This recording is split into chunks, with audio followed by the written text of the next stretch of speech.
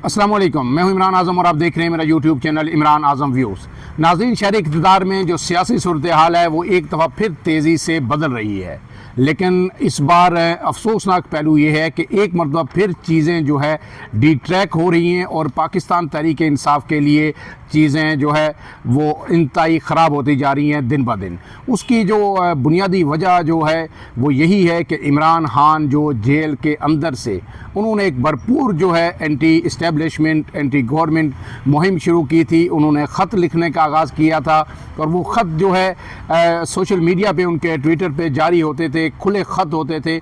उसकी वजह से चीज़ें बहुत सारी ख़राब हुई और इस्टेब्लिशमेंट पे बाहर से भी सख्त प्रेशर आया। आपने देखा कि अमेरिका के अंदर जो अमेरिकी सेंटर हैं जो विल्सन, उन्होंने पहले तो वो डेली की बुनियाद पर ट्वीट करते थे और एक ही ट्वीट बार बार वो करते रहे कि रिस्टोर्ड डेमोक्रेसी इन पाकिस्तान। उसमें वो जो आर्मी चीफ को भी तनकीद का निशाना बनाते रहे और फिर अब उन्होंने बिलाखिर जो है एक बिल लाने का फ़ैसला किया है कि अमेरिकी कांग्रेस के अंदर वो एक बिल लाएंगे और उस बिल के अंदर जो अभी तक जो चीज़ें सामने आई हैं चीज़ा उसमें कुछ पाकिस्तानी अहम तरीन शख्सियात वो सिविलियन हुकूमत से भी हैं और उनका अस्करी अदारे से भी ताल्लुक़ है, उन पर पाबंदियों की डिमांड की जा सकती है और उसमें पाकिस्तान में जो इंसानी हकूक़ की सूरत हाल है वो उससे मुतल्लिक बिल होगा और उसमें जो उसका नुक्ता, जो मरकज़ी नुक्ता है, वो इमरान खान की जेल से रिहाई होगी।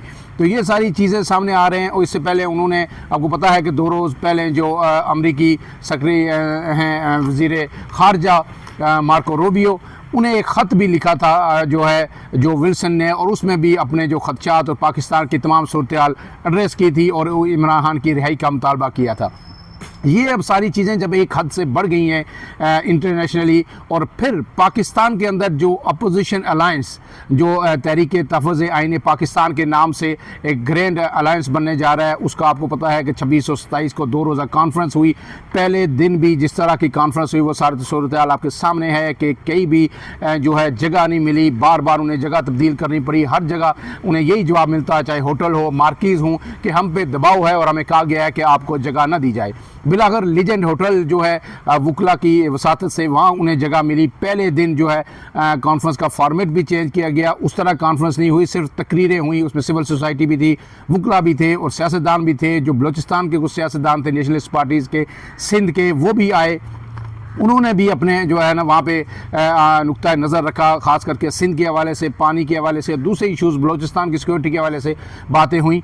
लेकिन दूसरे दिन आपको पता है कि जब सुबह 10 बजे ये अपोजिशन के रहनुमा वहाँ पे पहुँचे तो होटल को मेन जो हॉल है, जो ऑडिटोरियम है, आसमा जहांगीर ऑडिटोरियम, उसको ताले लग चुके थे और फिर मजबूरन जो होटल की जो रिसेप्शन है, जो लॉबी है, 3 से 4 घंटे कॉन्फ्रेंस वहीं पर चली।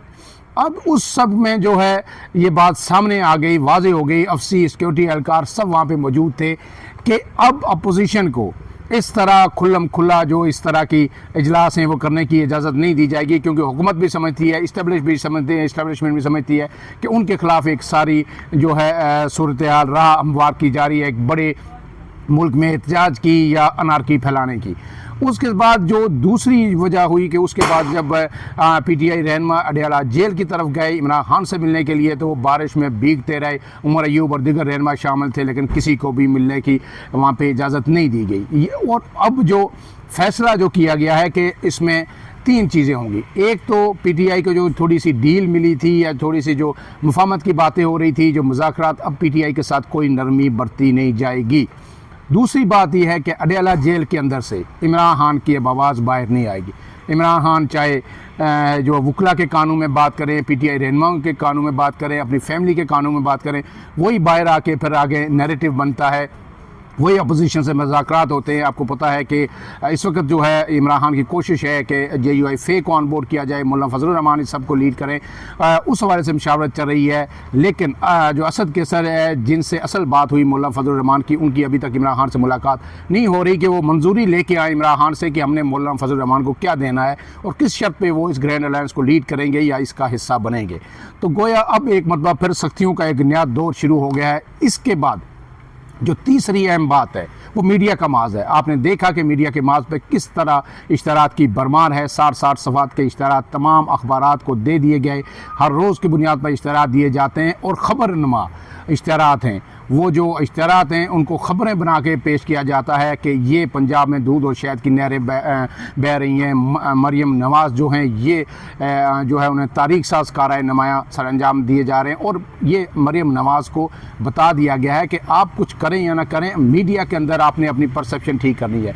और ये हमने पहले भी आपको ये खबर दी थी आज से 20-25 दिन पहले कि ये टास्क दे दिया गया पंजाब हुकूमत को कि हम ये अब मज़ीद मलबा जो आपका मीडिया के अंदर परसेप्शन है कि कुछ नहीं हो रहा, ये हम नहीं उठाएंगे। हम बाकी काम तो कर रहे हैं, चाहे अदालती माज हो, दिगर कानून साजी हो, वो सब कुछ हम संभाल रहे हैं, लेकिन ये जो मामला है ये आपकी परसेप्शन का, इसको हम कैसे संभालें। लिहाजा आपने मीडिया के अंदर अपनी परसेप्शन बनानी है कि पंजाब में जो है बेहतरीन काम हो रहा है और तरक्की के जो है नई राहें खुल गई हैं। उसके हवाले से फिर मीडिया का मुंह बंद करने के लिए कि भाई मीडिया जब 60 सवात का इश्तिहार छपेगा तो ख़बर किधर लगेगी। और जो रोज़ अगर 3 करोड़ 4 करोड़ का इश्तिहार एक अखबार लेगा तो वो खिलाफ अगर ख़बर होगी भी तो वो क्यों देगा।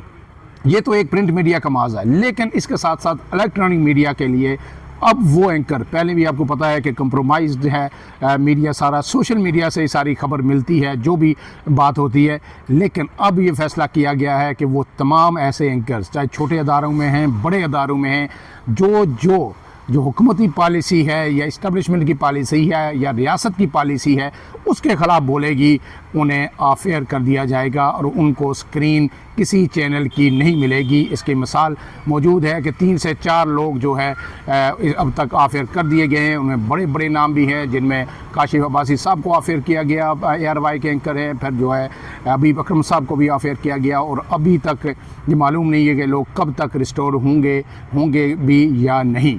तो गोया इनको तमाम हर हवाले से हर फ्रंट पे चौमुखी अब जंग लड़ी जा रही है और PTI के लिए कहीं से कोई अच्छी खबर आने का इम्कान फ़िलहाल नहीं है। PTI की अब जो तमाम नज़रें हैं वो उस बिल पे हैं जो अमेरिकी कांग्रेस में जो विल्सन और उनके साथी जो हैं कांग्रेसमैन वो पेश करने जा रहे हैं कि वहाँ से कोई प्रेशर आए डोनाल्ड ट्रंप की और उनके वज़ीर ख़ारजा मार्को रूबियो की, उनकी तवज्जो को इस तरफ पाकिस्तान की सूरत-ए-हाल की तरफ डाइवर्ट करने की कोशिश कर रहे हैं। PTI के जो रहनुमा अमेरिका के अंदर मौजूद है कि ये एक बिल आए तो वहाँ से फिर ज़ाहिर वज़ीर ख़ारजा भी उस पर बोलेंगे जो अमरीकी हैं और फिर पाकिस्तान को एड्रेस किया जाएगा तो फिर ही कोई बात बन सकती है। लेकिन अभी तक जो है वो बिल के खदोखाल तो पूरी तरह सामने नहीं आए, लेकिन कुछ निकात सामने आए हैं। उसका फोकस यही है पाकिस्तान की में इंसानी हकूक़ की सूरत-ए-हाल, अदालतें, इस्टेब्लिशमेंट और पाकिस्तान की हुकूमत।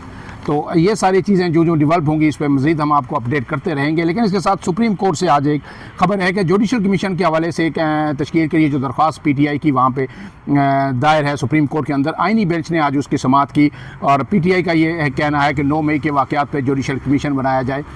लेकिन आज उसमें PTI काफ़ी कमज़ोर विकेट पर नज़र आई। उसमें जो जजेज़ ने फिर फ़ायदा उठाया और उनने जो हामिद खान थे वकील PTI के, उनको खूब लताड़ा। उन्होंने जो पहले कहा है कि वकील हामिद खान साहब आपकी इस्तदा क्या है, तो उन्होंने कहा हामिद खान साहब ने 5 की आइनी बेंच था कि जनाब चीफ जस्टिस और सुप्रीम कोर्ट के 2 सीनियर जजेज़ पर मुश्तमिल जुडिशल कमीशन बनाया जाए। दूसरी इस्तदा यह है कि सिविलियन का मिलिट्री कोर्स में ट्रायल ना किया जाए। इस पर जस्टिस मोहम्मद अली मज़हर ने रिमार्क दिए कि सिविलियन के मिलिट्री ट्रायल से मुतल्लक इस्तदा तो आपकी गैर मौसर हो चुकी है क्योंकि वो आपको पता है कि अलग से एक केस चल रहा है।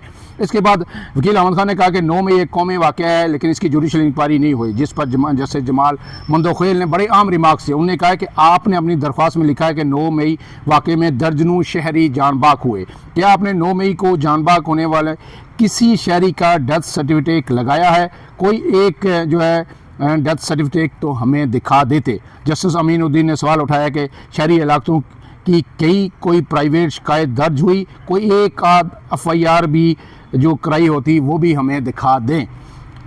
जस्टिस हसन नज़र रिजवी ने कहा कि 9 मई वाक़े में हलाक होने वाले शहरियों से मुतल्लक कोई मीडिया रिपोर्ट्स ही इस अपनी दरख्वास्त के साथ लगा देते। सुप्रीम कोर्ट का आइनी बेंच ने तहरीक इंसाफ को मज़ीद दस्तावेज़ात जमा कराने की मोहलत देते हुए समाअत गैर मुय्यना मुद्दत तक मुलतवी कर दी। अब हाल ये है कि हम पहले भी ये कह रहे थे, बार बार कह रहे थे कि पीटीआई ना एफआईआर दर्ज करवा रही है, ना पीटीआई इनके डेथ जो सर्टिफिकेट्स हैं, जो लोग मरे हैं, क्या उन्होंने कहा है कि 8 से 10 लोगों का वो क्लेम कर रहे हैं, पहले तो बात 250-300 तक थी, वो अभी तक सामने नहीं आए। तो फिर किस बुनियाद पे ये सुप्रीम कोर्ट भी ये कहने में और जजेस भी कहने में हक़ जानिब हैं कि आप कह रहे हैं कि बहुत बड़ा वाक़या है, तारीखी वाक़या है, सानिया है, इसमें दर्जनों लोग हलाक हुए और एक का भी आप ना एफआईआर दिखा रहे हैं, ना आप डेथ सर्टिफिकेट दिखा रहे हैं, तो हम किस बुनियाद पे जो है ना जुडिशल कमीशन बना दें। मेरे ख्याल में अब पीटीआई कुछ भागदौड़ करेगी और अगर सुप्रीम कोर्ट को मुतमिन करने में कामयाब हो गई तो फिर ये केस आगे बढ़ेगा, वरना यह दरख्वास्त इधर ही जो है ना खारिज हो जाएगी। फ़िलहाल के लिए इतना ही। इमरान आज़म को इजाज़त दीजिए। अल्लाह हाफ़िज़।